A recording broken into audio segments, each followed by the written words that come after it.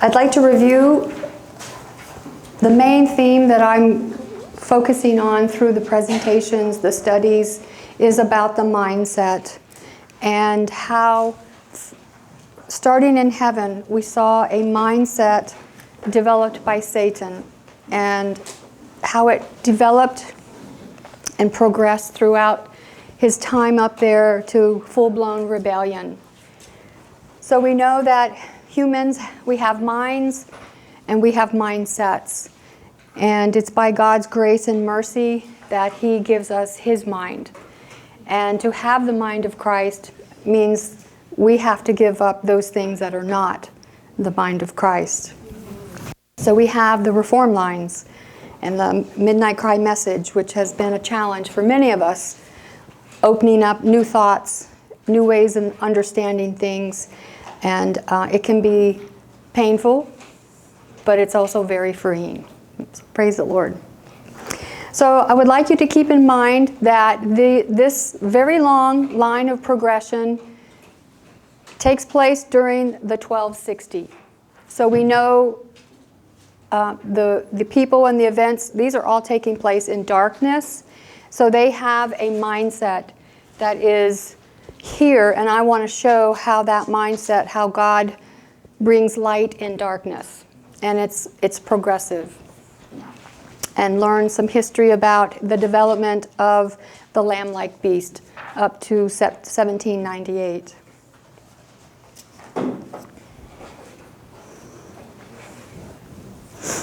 Okay. First, I'd like to start out with the mindset of the Puritans. The Puritans arrived in Jamestown. Well, they weren't Puritans, but they had the mindset. They were actually part of a business venture by the Jamestown Company. And we have Jamestown in 1607. And it was only men and boys that arrived because they were exploratory. They were the first colony in the United States. But they were part of the Anglican Church in England. So the mindset that they had was very conservative. They believed in the process of salvation, but it's connected to Calvinism. So they knew that salvation couldn't be earned. It had to be given by every action a Puritan took. So now we see works involved. And it took self-reflection.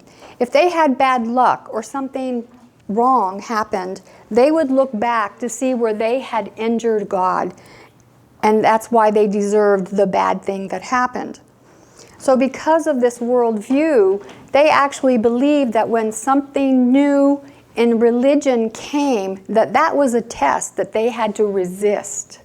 So already they're closed. Their mind is closed and it's set against any new light. So when God did start bringing new ideas and new thoughts about religious freedom, about different thinking, how to be more diverse and accept other beliefs, of the right of other people to believe differently, they saw that as an invasion and something that they had to fight. And even though they looked like rebels leaving England, they didn't leave behind their conservative mindset. They brought with them that very thing they were leaving. So 1607, first English colony. It was established by the Church of England, but it was also a business venture to make money. 1619, we had the first Africans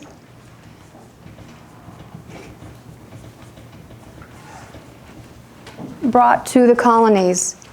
Now, there's a lot of, I have found numerous studies that show that the Africans were actually considered indentured servants at that time. I believe they were still slaves because they were taken from their home country without a choice. So right there they lost their rights. So even though the Catholics at the time, when they would take people from their home country and make them indentured servants, they would baptize them into the Catholic faith, and therefore they were part of the church. So the church doesn't own slaves, but they can have indentured servants. But if you go back to the original of actually removing them from their home country without their choice, they're slaves. In 1619 also was the officially establishment of Church of England. And the Church of England is headed by the king, and he also heads the government. So we have a combination of church and state from the very get-go. 1620, the Plymouth colony is founded. This time we do have women. This is men only, and this is men and women.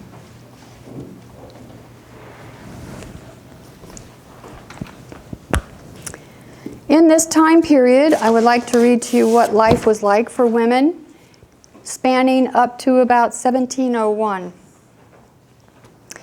So in the American colonies, they were very Puritan, they were very Bible-focused, Bible-centered, but they did not, of course, understand interpretation properly. They took everything literal.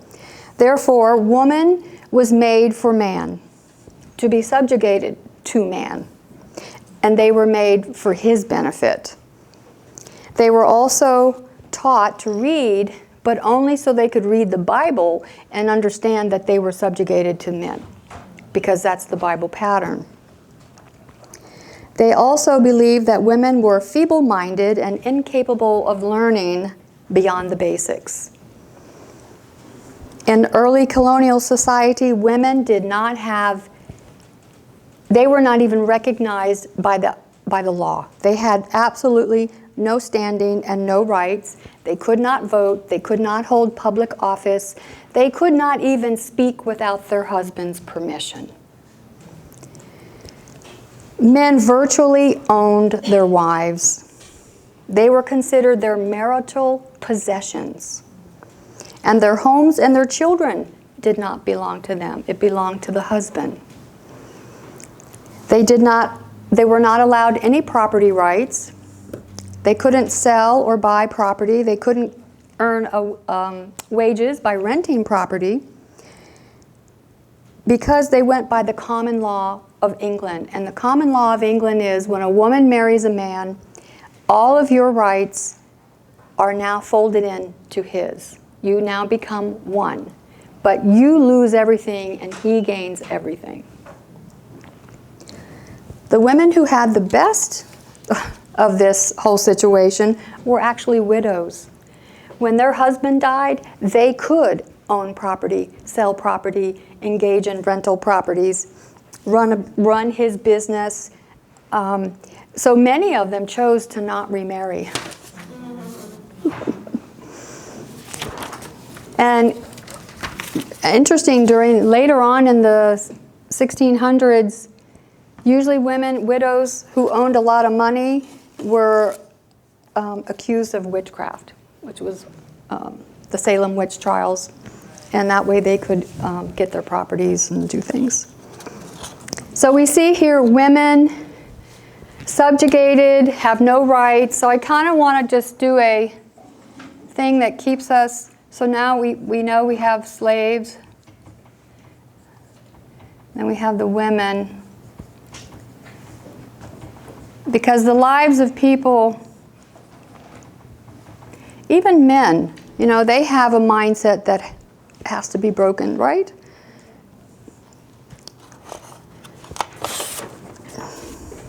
So in the 16th centuries, the Puritan men had a very, very strong masculine ideal.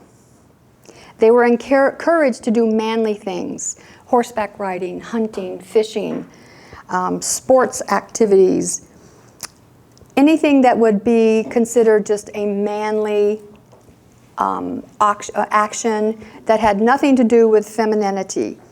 They did not wear their hair long because they thought that was feminine.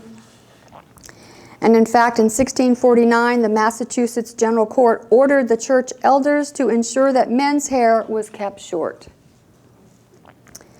because the Puritans also objected to plays because of the feminizing effects of men playing women's parts, because back then the men played both roles. They shared a profound fear of femininity in its various presentations, therefore resulting in an anxious, hyper-masculine identity for men. They were very threatened by women. The reason they needed the women to be subjugated to them was because if they did not, they were threatening their authority. They were the head of the family. They were looked to in the community as leaders, and if your family did not respond the way it was supposed to be done in every other family, you were looked upon as a failure. It was your reputation at stake by the way your wife and your children responded to you. So they had a very high pressure put on them, and if a woman spoke when she was not supposed to, she was usurping his authority, and they feared that of all things. It was about themselves and their reputation and how the other men would look at them. So to speak out is a challenge that would make you rebellious in this time period. So we know we see the mindset of what's happening with women and men because of this misinterpretation of scriptures, but also because of the darkness that they have lived in. They don't know anything else. So we keep this in mind. I used to be real judgmental about them, but I've come to appreciate them a little more and not be so hard on them. They didn't know. They had only a certain amount of light. Yes, sister? At this time, was it also thought that children are neither to be seen or heard? That's all right in there too, yes. Yes, that fits perfectly in there.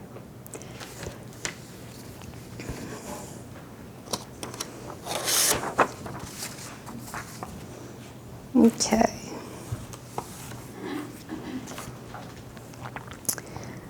At the top of your notes on page 1, I want to just pick up a few things where it says America became the melting pot. This connects with that religious liberty was not brought to American colonies. They came to, the Puritans and the Pilgrims came to America, the colonies, to express a purer form of the Anglican Church religion, because they believed that the church in England was impure. They were full of Roman Catholic traditions and rites, and they just could not handle it. So they wanted to stay in the church, but they separated from it, but they still considered themselves Anglican. So they came to the colonies to set up this new community of faith. And they were very sincere. This was their desire. They loved God. They wanted to worship Him and create a community of pure worship among the brethren. But they did not come to bring religious liberty, because if you didn't go along with their religion, you were punished. You were persecuted. So it was a contradiction, because they were being persecuted in England for not doing along the lines of the Anglican Church. So they were not bringing the religious liberty, but God used them and the following generations to establish liberty in this continent. And I find it interesting that in the early days, way back then, that the separatists were left-wing. And So we have a role switched where now the right wing are the conservatives, but back then the conservatives were left wing. So it's been a switch sometime in history, and I haven't found exactly that date, but I thought that was just an interesting thought. The third paragraph I'd like to look at is the second point we will see in this history is that a small but influential minority of colonials rejected the widely held conviction that religious establishments were essential to a unified state and an orderly society. So this is the mindset, and this is where we start out. And as we know, a lot of them don't even realize how God's going to use them to take this country to where it ends up with religious freedom. So in 1624, a man named Richard Cornish is hung because he's homosexual.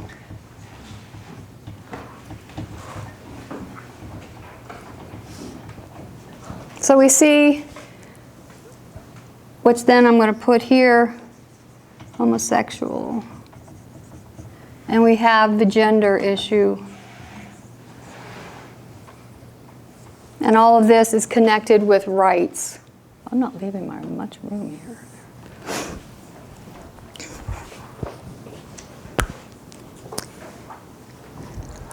In 1630, there was other things in the Plymouth colony I wanted to point out also. The micromanagement of the day-to-day life in the colonies. The pastors and church leaders, church elders, every little thing in your life was micromanaged because of that Calvinistic religion. If you fail, you will lose your salvation. So they had a decision. I mean, you could be brought up before the church elders and punished for doing something, what we would consider very minor.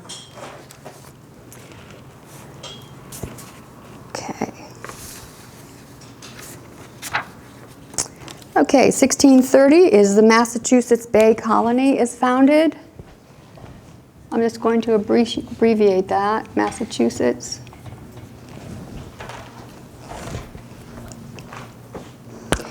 They had the firmest alliance between church and state. So, because this is the beginning of the colonies, I want to point out that there is this church and state relationship from the beginning, because that's all they know.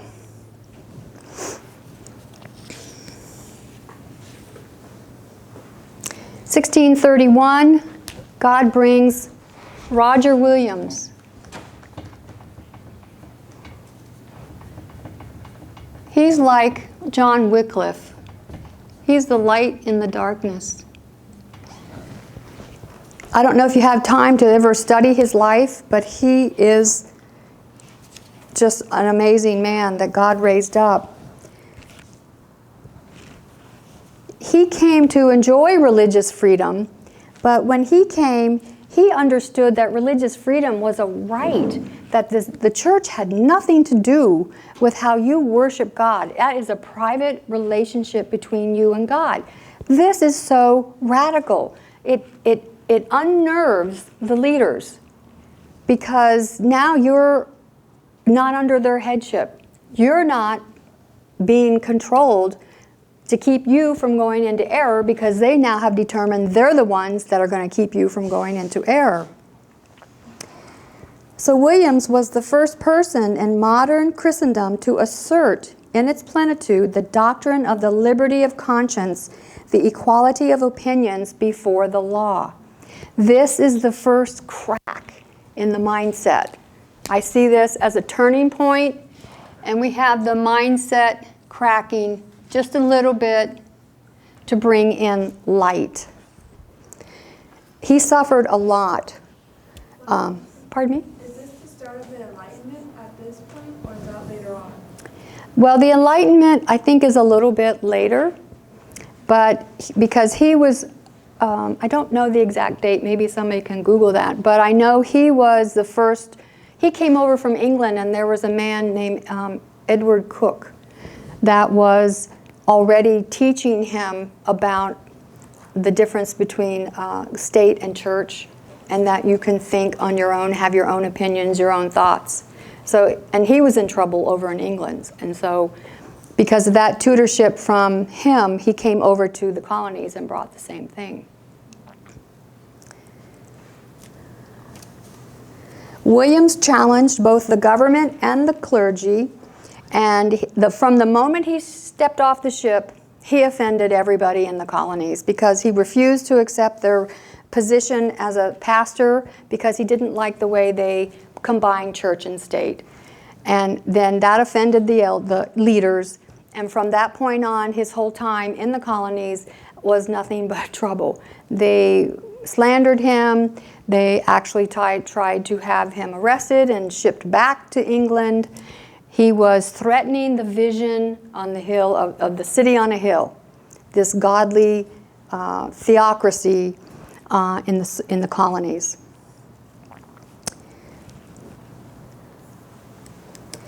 He also pointed out to them how they were hypocritical in their not wanting to be persecuted over in England, but when they came to the colonies, that was the very thing they did. And here's their response. They maintained that persecution is not wrong in itself. It is wicked for falsehood to persecute truth, but it is the sacred duty of truth to persecute falsehood.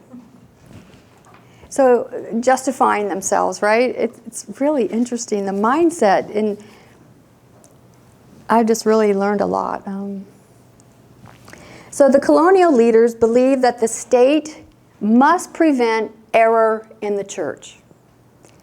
And William said, this is impossible because you're having men read the Bible and interpret the Bible. Men are corrupt. So how can you get justice? And the society that Massachusetts had been building, the state was corrupt. So the only thing left is that corrupt men and a corrupt state is going to corrupt the church. They didn't like that either. And so they put out a warrant for his arrest. He had to flee. And eventually that would be in 1635. In 1634, we have Anne Hutchinson. And I consider her another light.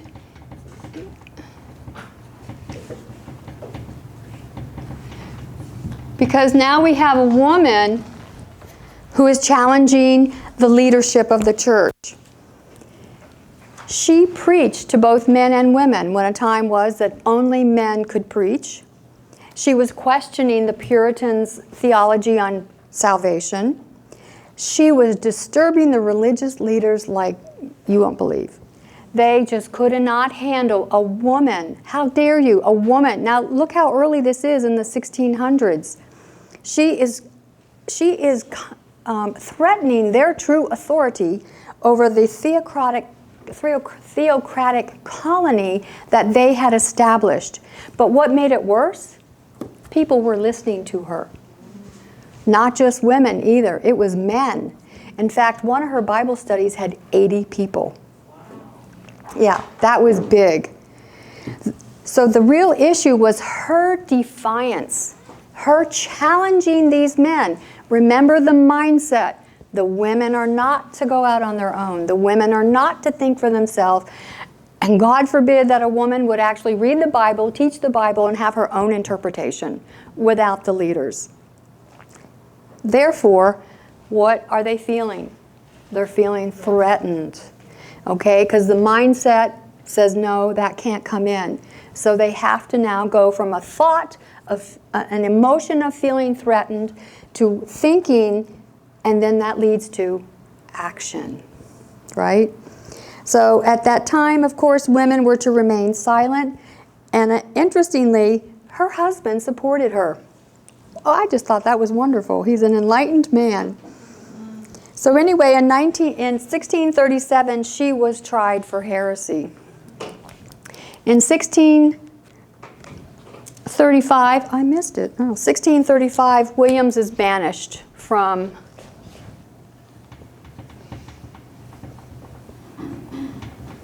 the colony.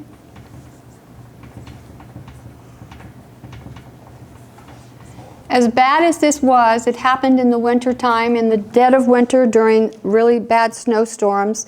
He left his wife and small child to flee because he had been warned that they were coming to arrest him and ship him back to England, which he would not get a fair trial. So he ran out into the woods, and you know, they didn't have the kind of warm clothing we have today. He suffered, he hungered, he thirsted for 14 weeks, and he had made friendships with the local Native Americans. And he started learning their language, and they brought him into their little community and saved his life. And he learned more of their language, their customs, and he ended up being greatly respected by them, and he respected them to the point that now when he was ready to start the Rhode Island, the colony, he actually purchased the land from them, which was totally new because everybody else, so we know even the Native Americans have no rights. And that's not gender, but It's racist. it's racist, isn't it, though? Yeah. Native Americans. And actually, a lot of the Native Americans were captured, and they too were made slaves. And there were also white people were captured as slaves.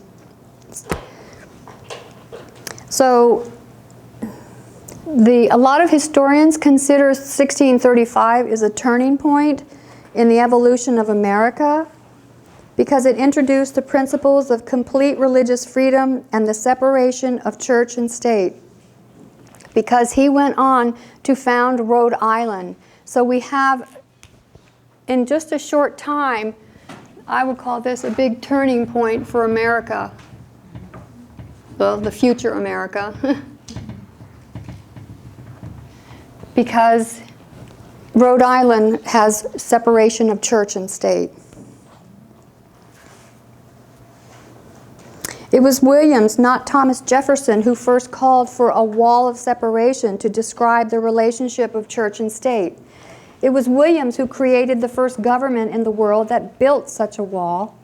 And it was Williams who defined the word liberty in modern terms and saw the relationship between a free individual and the state in a modern way. The place where the Indians put him was a bay, and they gave him a place to live right there. Mm-hmm.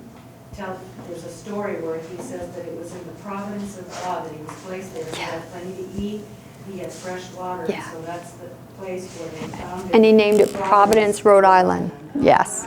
Yes.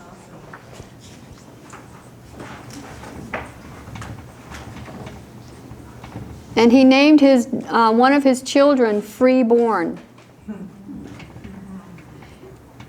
Rhode Island has a really fascinating history because of their beginning of separation of church and state.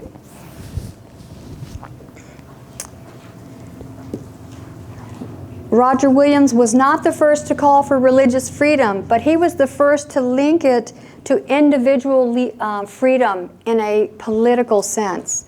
So we have the dynamic of not only religious freedom, but civic freedom, that you can have an opinion that goes different than the state.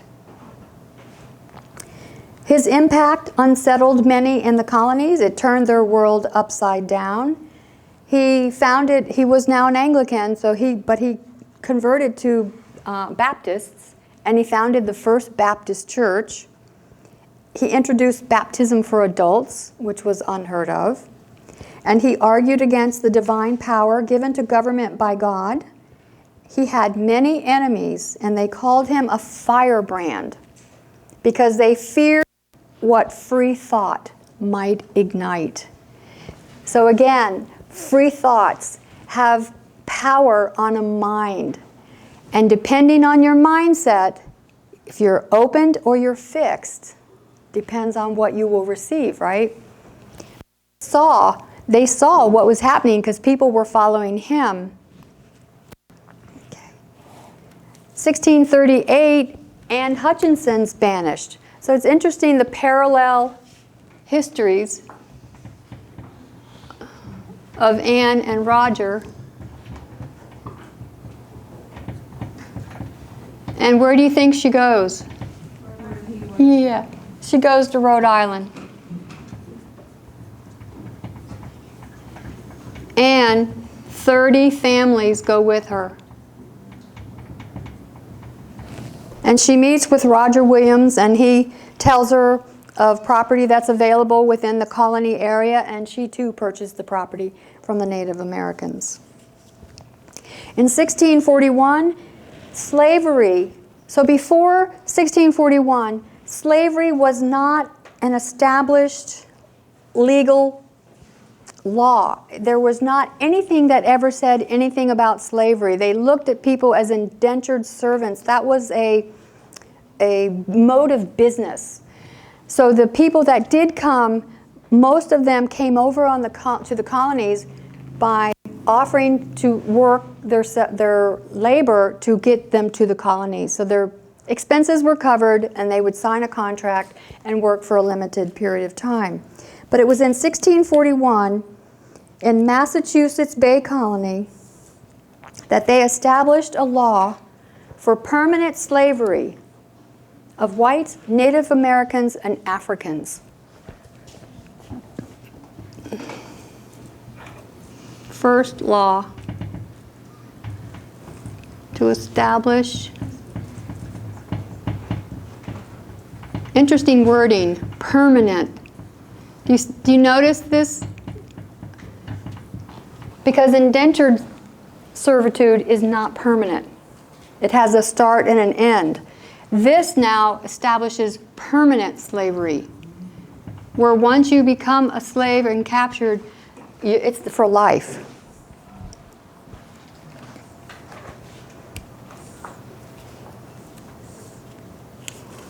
After Massachusetts, Plymouth and Connecticut did the same thing. In 1649 is the Religious Toleration Act, which is a brand new thought. It never occurred to them that they would tolerate any other religion beside their own. This was done in Maryland.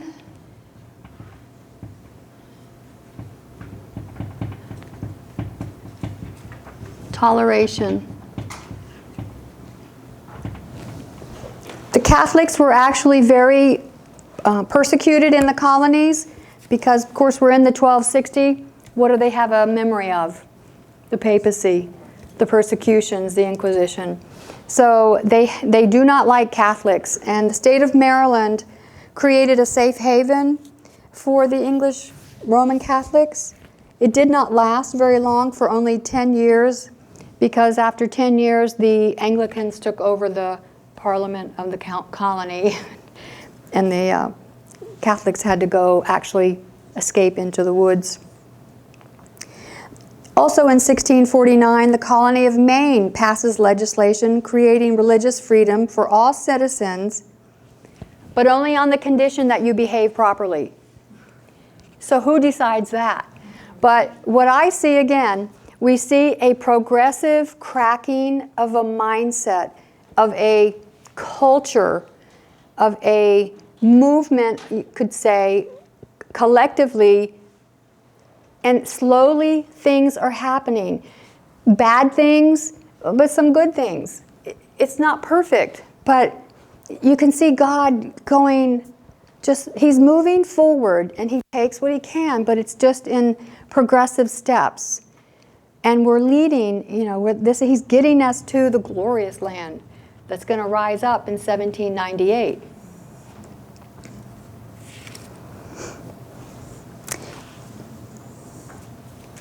Okay, 1652. Okay, 1652, Rhode Island passes the first abolition law banning slavery.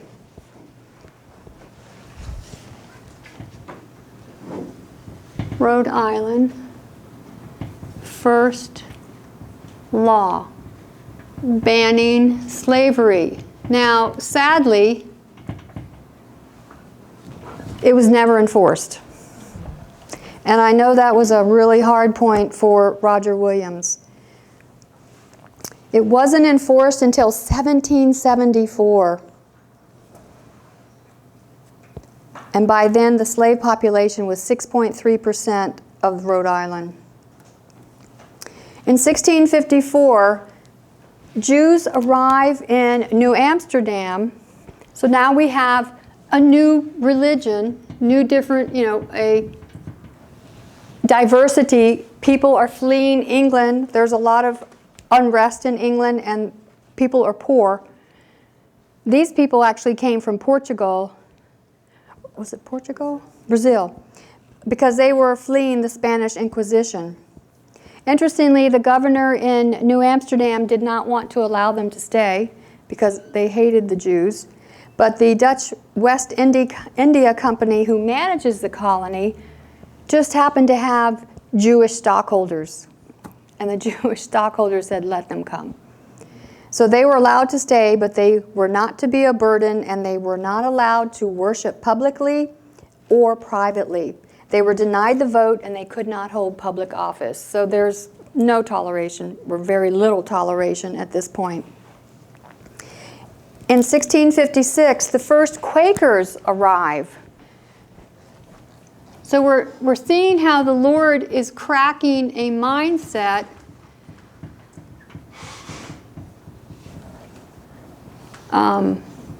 by bringing diversity. He's popping their Anglican bubble. The first Quakers arrived in Boston, and they were arrested immediately by the authorities of the colony, and 5 weeks later, now mind you, it took 2 months to get there. 5 weeks later, they're arrested and they're shipped back to England. Another group of 8 Quakers arrived in Boston, and were also immediately imprisoned by the Puritan authorities, who regarded them as politically and religiously subversive. So you can see the mindset is still connected with church and state. They were not only a threat to the religion, but they were a threat politically to the colony. In 1657 was the first public resistance. So now we have people stepping out. They have what's in their mind, and now they're doing action, which has not been done before. Against the, let me spell this first. They're resisting how the Quakers are being treated by the colony leaders. And it was in New Amsterdam, interestingly, the same governor. And they had what they called the Flushing Remonstrance. And it called for a peaceful coexistence for all faiths, and constitutes the first early act of public resistance to civic intolerance. So they're trying to break church and state in that. So there's another first crack. So we can see God is working. He's working and leading this whole thing. In 1660, Mary Dyer, a Puritan turned Quaker, is executed by hanging on the Boston Common after repeatedly defying orders banning her and other Quakers from living in the Massachusetts colony. That was how strong their laws were. So here we have the public resistance in 1657, but still in 1660, they hang a Quaker. She was also a friend of Anne Hutchinson's. So let's see.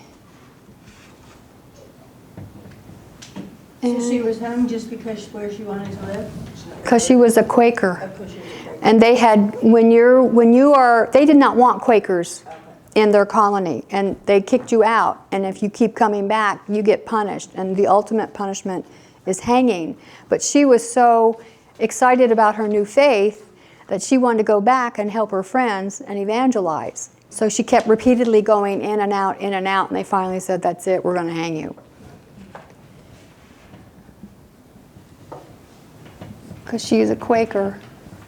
They did not have a good reputation, but it still doesn't matter. It shows you the intolerance and the combination of church and state.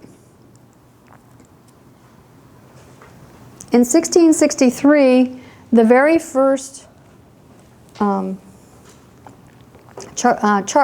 Island got the very first charter from the king, Charles II, that included religious freedom language.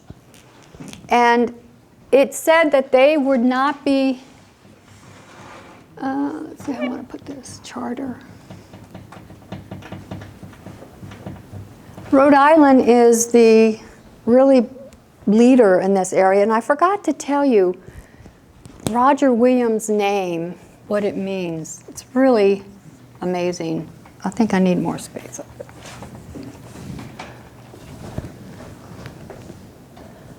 Roger means a sharp spear.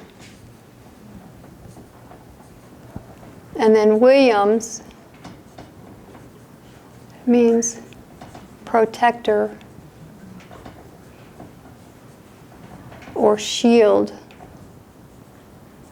of the people. So his message of freedom of conscience and religious freedom, he's the spear. And your freedom of conscience and your freedom of religion is your shield and protector, that you will not be pulled in to the evils of false religions and everything. So be able to do that. So I see it just really fits in very nice. And Roger can also mean communication received. Roger that. Okay, where was I? Okay, so Rhode Island gets the very first charter. And within this charter, it says, the pledge, wait a minute, up here. Our royal will and pleasure is that no person within the said colony at any time hereafter shall be any way molested, punished, disquieted, or called in question for any differences in opinion in matters of religion, and does not actually disturb the civil peace of our said colony. This is radical thinking. This is so new that, again, I see it as another turning point, and it's Rhode Island leading the way. Now, as much as the Quakers are hated, they're the first ones that are to object to slavery. They emphasize social justice and equality as a part of their religious beliefs. So they lodge an early objection to the practice of slavery in the colonies on religious grounds. They actually publish a book called An Exhortation and Caution to Friends Concerning Buying or Selling of Negroes. It's one of the earliest anti-slavery publications circulated in American colonies.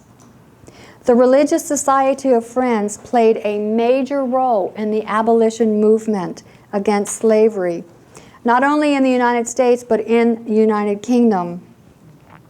The Quakers were among the first white people to denounce slavery in the American colonies in Europe.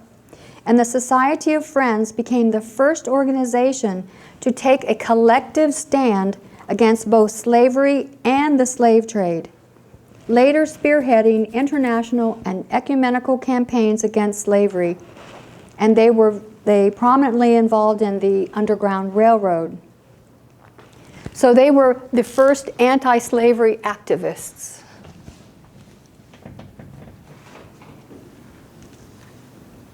So they're hated by the whites, but they stand up for the blacks. And now we have a new thought. So 1641 is our first law establishing slavery. 1673, now we've got anti-slavery thoughts coming out. So people are getting a lot of things to think about and to rattle and crack that mindset that's been holding them, and they don't even realize it. A lot of the Quakers were also within their movement. If you, as a member of the Quaker religion, you as a member must get rid of your slaves, and not a gradual thing. And they actually compensated their people that they had as slaves and paid them money for the number of years that they worked for them. So they were really ahead of everybody in the thinking of the great cost that the Africans experienced as slaves on so many levels. In 1675 and 76, this was another sad time in the history of Roger Williams, because there was a Native American leader called Metacom, but he was known as to the colonists as King Philip. And the colonists had been expanding and taking land. They were not paying for it, they were just taking it. And they were creating cultural tensions, and there was this war from 1675 to 1676. It lasted about a year. It ended with a colonial victory and the enslavement and killing of thousands of Native Americans. And while the colonists did suffer a lot of loss, the Native American tribes and their cultures are so devastated that they will never recover. And they don't get enough. That's another study, is the Native Americans. So here is the King Philip War and the Native Americans.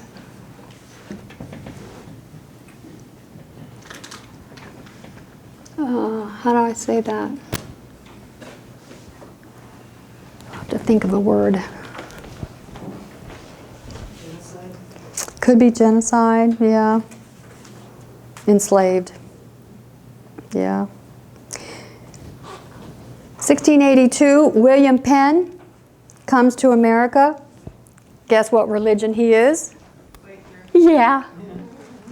So God says, look, these people can have a place. And he establishes Pennsylvania. And he's a Quaker. I just think God has a sense of humor. And not only does he start a colony that allows Quakers to come and live and worship, but he opens it up for all minorities. He has a pledge of religious freedom, and it attracts the Quaker community along with the persecuted religious minorities, the Huguenots, the Mennonites, the Amish, Catholics, Lutherans, and Jews. Penn will later advocate the abolition of slavery. So we have religious freedom there. 1689, John Locke. That's page 9 of your notes. This is an interesting man. What he did, he put a full-on attack on the mindset of the church and state, the mindset of the Puritans. Here we go, this is when the first wave of the Enlightenment, which nurtured a new liberal worldview exemplified by the writings of John Locke.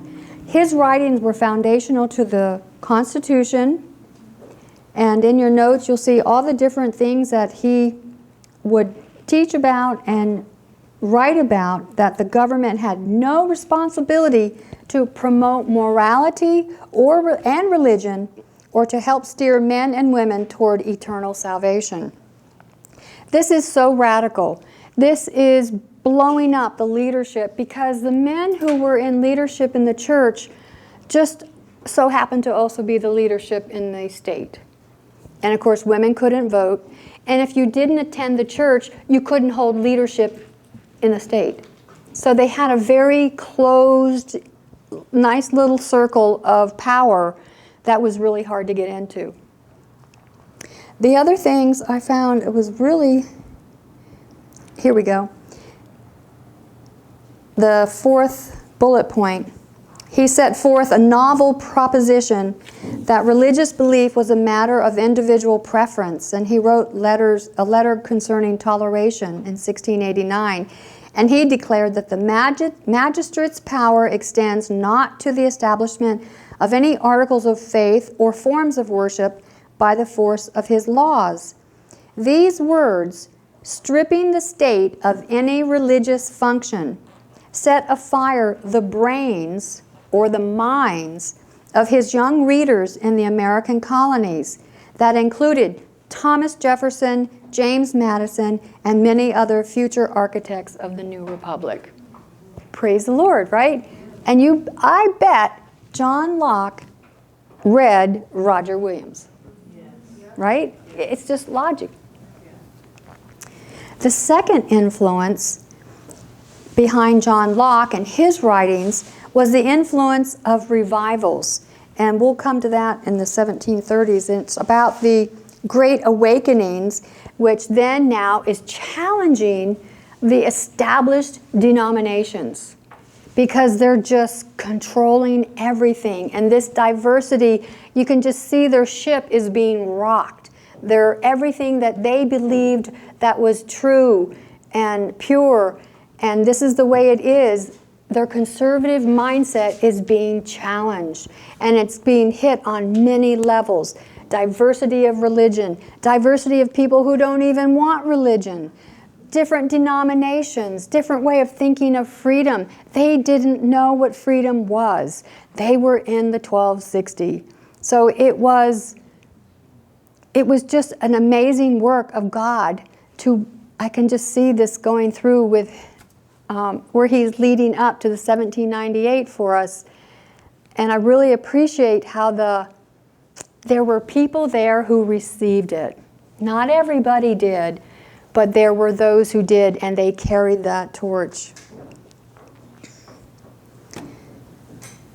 Okay, as the religious revivals swept across Britain and the American colonies, as this new age of faith rose to counter the Enlightenment's age of reason. So here God has the Enlightenment, which is reason, but now he's got the revival, which is the religious part. So he's doing a dead-on assault on church and state by bringing in other thinking, other information to counteract their misinformation and their disinformation.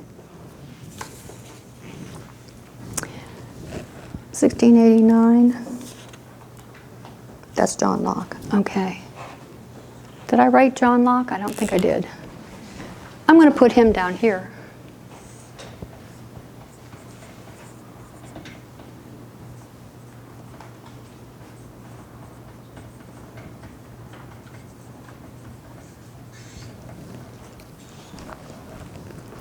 In 1690,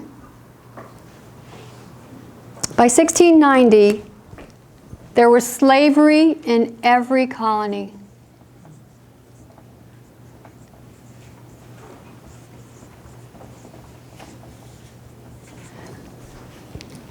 One thing I didn't share about the slavery was there's something on indentured servants. I don't think I read that.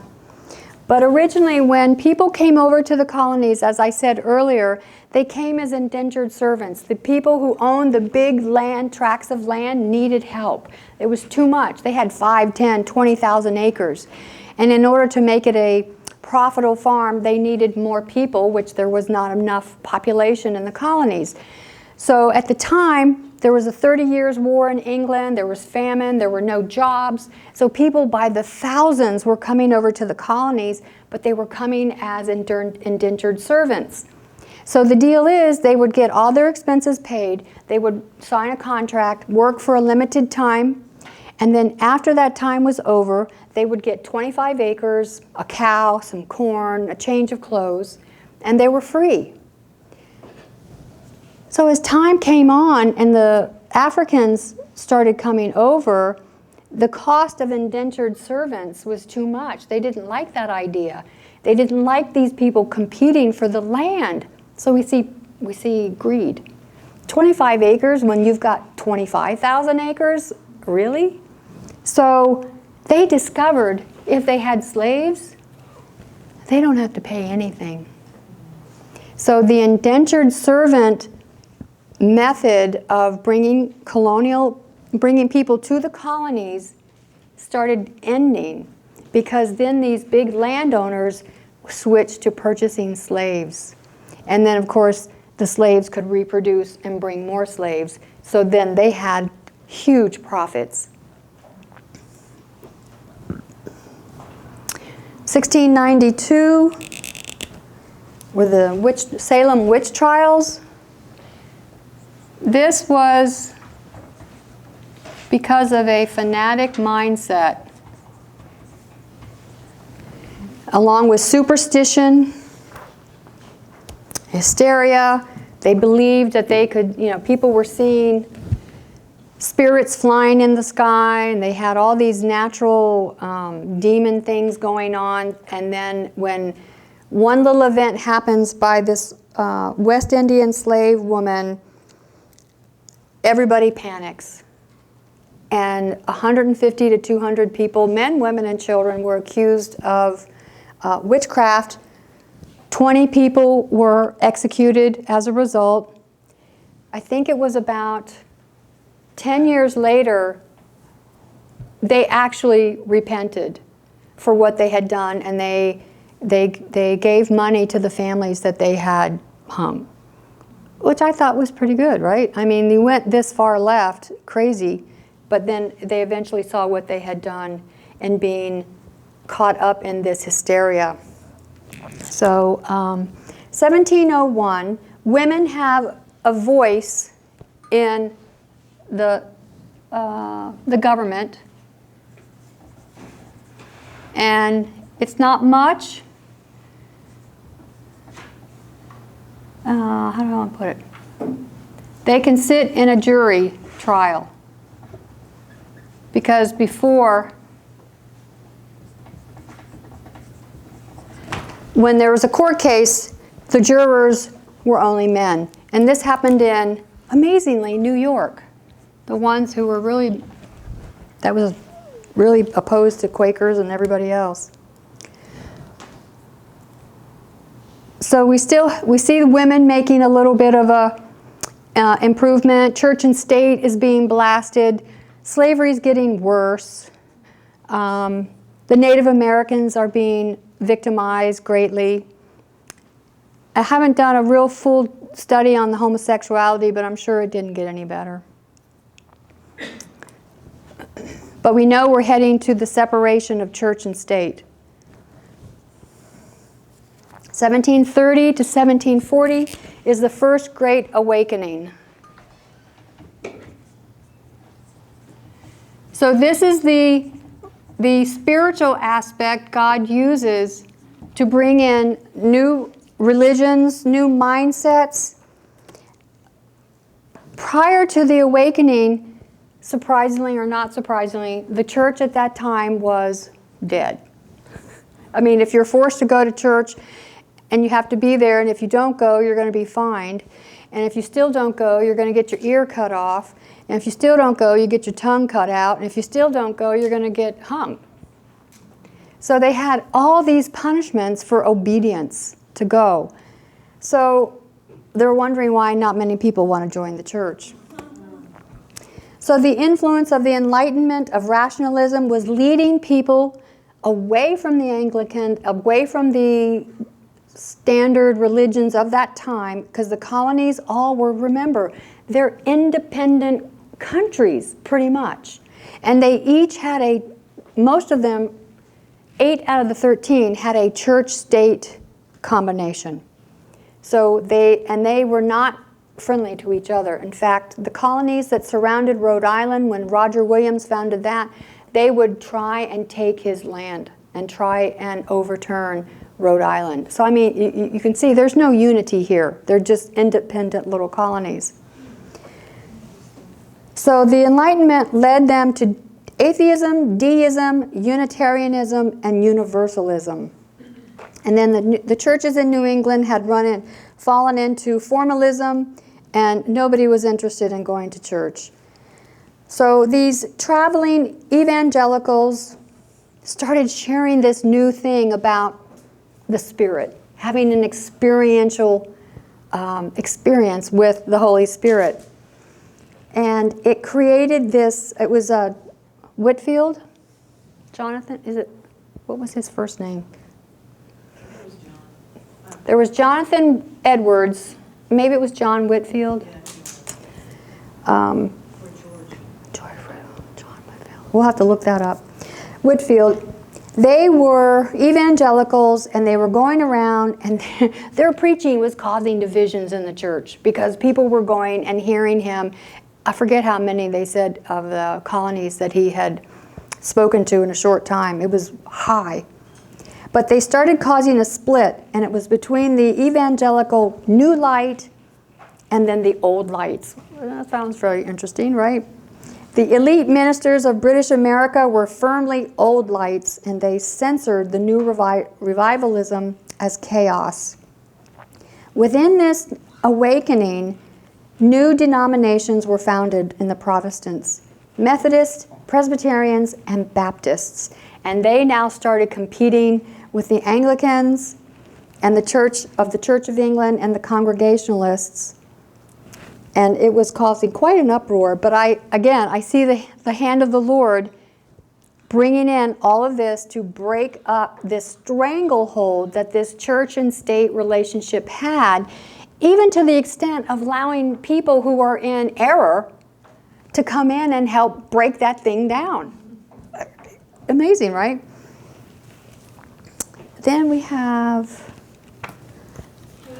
yes? That's so mind-blowing is that they're fighting for freedom. They eventually, start wanting to fight for freedom, defining what freedom is and wanting that liberty, as we get closer to them creating this constitution and stuff. But it's really a freedom of mindset. Yes. That's just so deep. It's like, wow, it's really that freedom is breaking, that set mind, that mindset. To be able to think for yourself. Yeah, wow. And not be trampled by the state or the church. Wow. Because for so long that had been the norm. And they just didn't know any different at the time. But now God's breaking that open. Yeah. I wanted to share on page 11 of your notes, it was about a little bit about the Great Awakening. And it was written, this is from Froome in his Prophetic Faith of the Fathers. He had some nice historical facts. Let's see, third paragraph. The transition from 1775 to 1800, marked by the Declaration of Independence, the successful revolution, the consolidation under the Articles of Confederation, and the new Constitution, long cherished ties were severed with parent European churches, and national religious freedom was established. With that peculiarly American phenomena, an array of varied and independent churches and denominations, equally protected and equally free of governmental support and control. So to rephrase that, a national religious freedom with varied and independent churches. All the countries in Europe had one church, one state. Here's a country now that's saying any denomination can come here, and we're going to have multiple states, but every person, no matter where you live, you can have your own faith. Because whatever country you lived in Europe, that was the religion you better go by, or you're in trouble. And so the creating of denominations, along with equal protection and equal freedom from the government of support. In the colonies, when you went to church, you paid taxes to support the church. And if you didn't go to church, you still paid taxes to support the church. So the church had a very nice relationship with the government. They were supported. They used the government to enforce. And then the leaders in the church were the leaders in the state. So it was this inside out kind of thing where they were just too close together. There was no accountability. The next paragraph talks about how the old world patterns of uniformity were ultimately broken down in successive steps from religious toleration to real religious freedom. To tolerate it was a big step, but it wasn't the ultimate goal. It had to be total religious freedom, even if it went against everything you believed, because it's not your business what another person believes. So to tolerate means you're actually considering you are supreme, but I'm going to tolerate you. It's not an equal standing. Even though I disagree with you, you're still free to worship the way you want and to live your own life the way you want. What you do in the privacy of your own home is not my business. But the church, at that time in the beginning, what you did do in your bedroom was part of their business.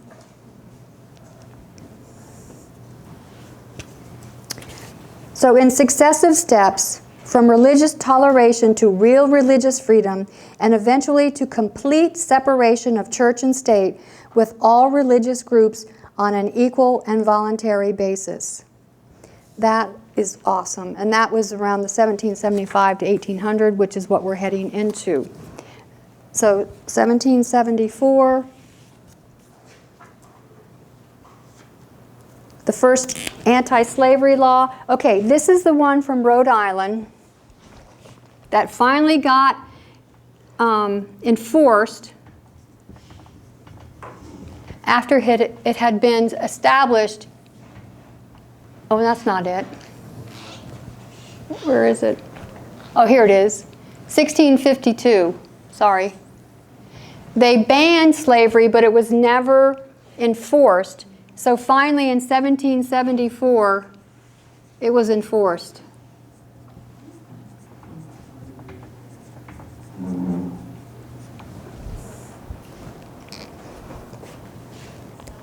And Roger Williams wasn't alive to see that. 1777, the Articles of Confederation.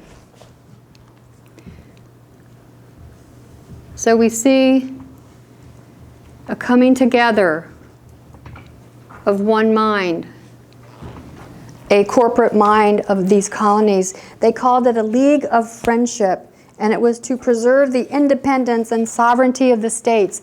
Keep that thought in your mind. I'm going to bring that out in one of the future studies about the rights of the states. 1777, Virginia. Thomas Jefferson drafts the first Virginia bill establishing religious freedom. 1777. Oh, yes, I'm sorry. 1776, Declaration of Independence. It's confederation, not consideration, right?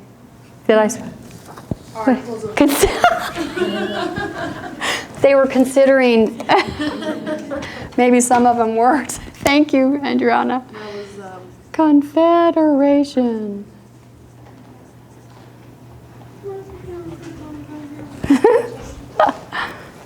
Where's? what was these guys? Oh, thank you. Okay, Rhode Island was the first colony of, oh, that's really cool, right? May 4th, 1776, Rhode Island, a full 2 months before the United States declares independence. They're the first colony in America to declare independence. Rhode Island's something else. I'd really like to go there. Do a little bit more study there. So we have Declaration of Independence. I totally forgot that one.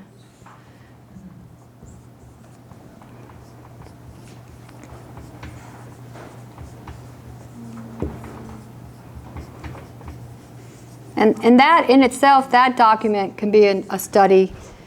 And when you look at the mindset and the ideas that were incorporated in that document.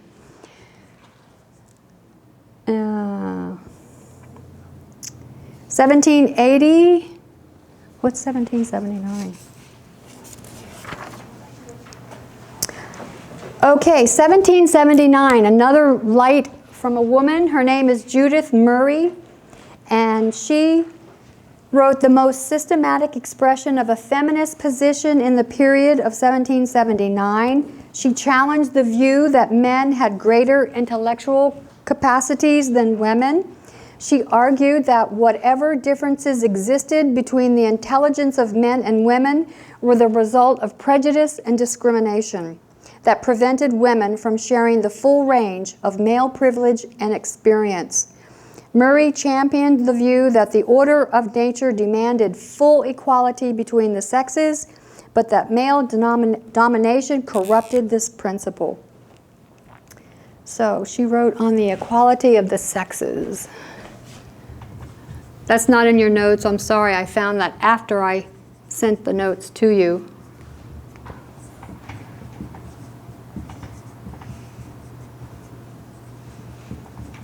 What was her name? Judith Murray, M-U-R-R-A-Y. Uh-huh.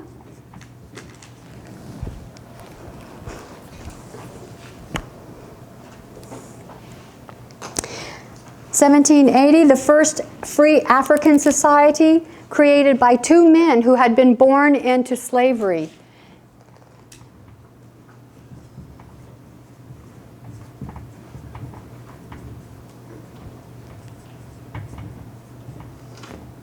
This is amazing. These men were slaves, and they're creating a society which helped other slaves who were freed by the Quakers, by people who were having a conscience where their minds were waking up and realizing this is totally wrong. 1781, the war between Great Britain and the American colonies ends with the 13 colonies. Religion plays a role in the revolutionary thinking as the rebels justify their actions by invoking resistance to religious control by the Church of England. Wow. So we have 1607, 1781, they're now fighting against the Church of England. The control of the church.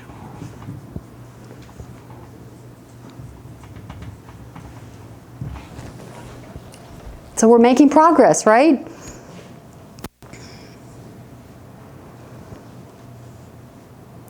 (1786). The Virginia Act establishes religious freedom that was first crafted in 1777, and it ends the state government's role in subsidizing the church. Separation of church and state. And they don't collect church tithes, and they don't restrict the freedom of individual practice. So this is Virginia, religious freedom.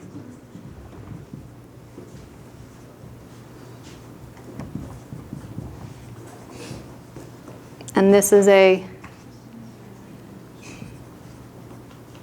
church and state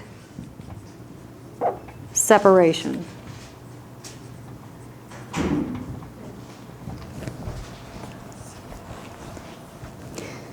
(1787), a new constitution is created and approved, and it's held in Philadelphia, a constitutional convention. And then in 1789, the Constitution goes into effect, Constitutional Convention, and then the Constitution goes in effect, which is world-shattering, bigger. I mean, I can't imagine what it was like in that time where literally a new nation has just been created. And it goes totally different what around the world as far as monarchies, church and state combination. This is unique. It's never been done. And then we have April 1789, George Washington, first president of the United States.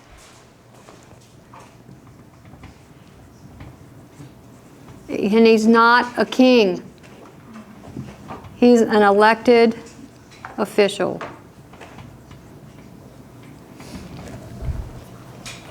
With a term limit. September 1789, the Bill of Rights is ratified.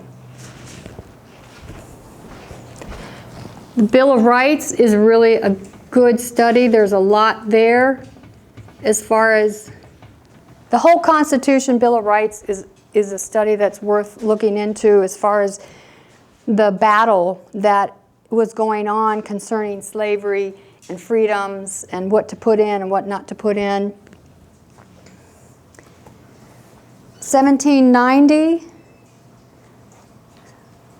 Peter and his wife, they don't name her name, but in 1790, the first African church is founded by 2 former slaves in Lexington, Kentucky.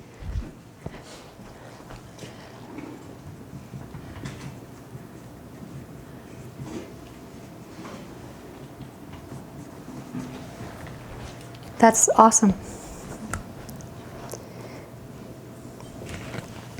May 1790. The state of Rhode Island was the last of 13 states to ratify the United States Constitution. They fought the most because, pardon me? I just said that's interesting. Oh. Weren't they the first, Well, they were the first to establish religious freedom, but they were also very anti-central government. They were fearful of the states losing their rights. And so they were the last, and they were threatened with something, a penalty if they didn't ratify. So they went ahead and ratified. And they were also the 9th state to ratify the Bill of Rights, which was the majority that you needed for it to be ratified. It only needed 9 to be passed out of the 13 colonies. And then 1797, John Adams signs the Treaty of Tripoli that says the United States is not founded on the Christian religion. Keep that thought in your mind. It's going to play out in future studies. So we have 1793. Oh, 1793 is the Fugitive Slave Act. You've heard of the Fugitive Slave Act of 1850. This was the first one. The one in 1850 was put in place to be more firm in the enforcement of this. This one basically said if any children are born to women, they will automatically become slaves, whereas before it depended on the father, the child's father, whether or not they would be a slave. So then if the slave owner produced a child with a woman slave, that child was free. But now they changed it to say that it didn't matter. If the mother was a slave, the child's a slave. If the mother is free, the child is free. They also had huge penalties, heavy penalties on people who did not enforce the law of going after slaves who were escaping. They were not enforced very well. So in 1850, as we got closer to the Civil War, that was the actual compromise, called the 1850 Compromise between the North and South. 1797, United States not a Christian nation. And the conservatives of today do not know this. They will disagree. Not founded as a Christian nation. And 1798, William Miller.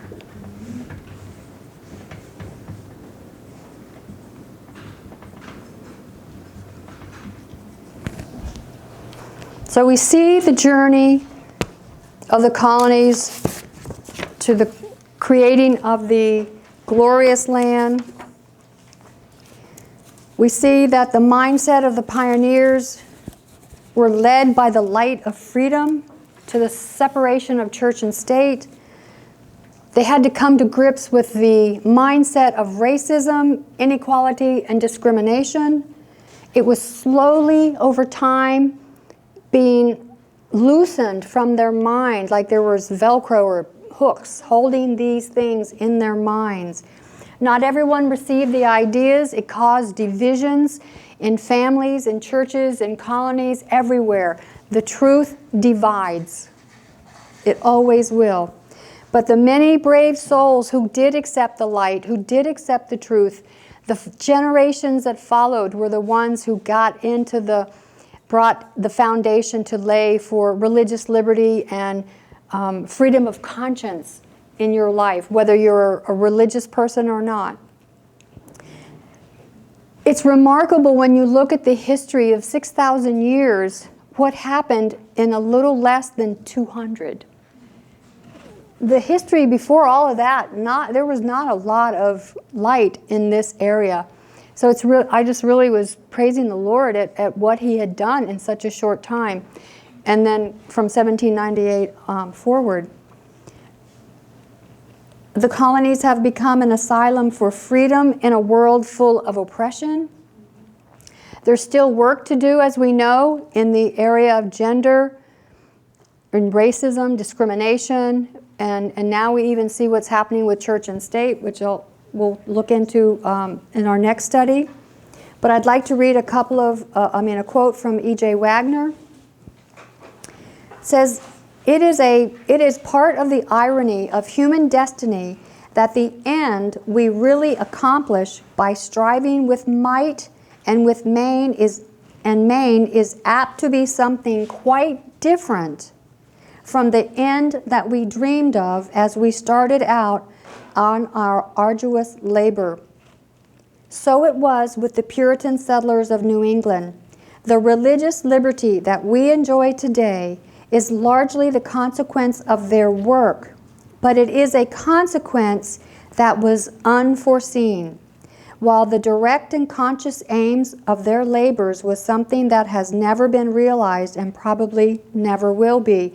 Basically, what they came to do was to create a theocratic church-state community where everybody lived together and the church and state were one.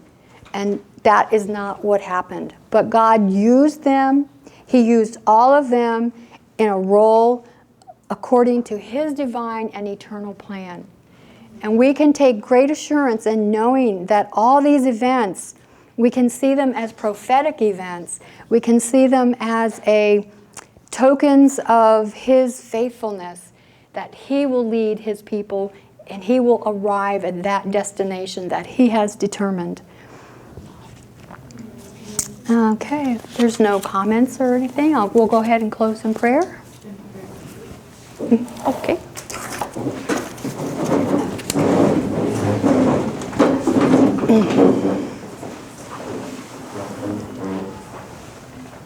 Dear Heavenly Father, we thank You so much for Your goodness and Your mercy. We thank You for Your faithfulness in leading and showing us Your light.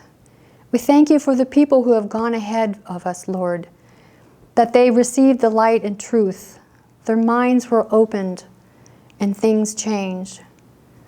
Lord, we are so thankful for the assurance that You give us that all things are in Your hand, that the wheels within the wheels are according to Your plan and Your purpose. And we thank You for that. We ask Your blessing upon our meal. We ask for Your continued blessing on the rest of this day. In Jesus' name, amen.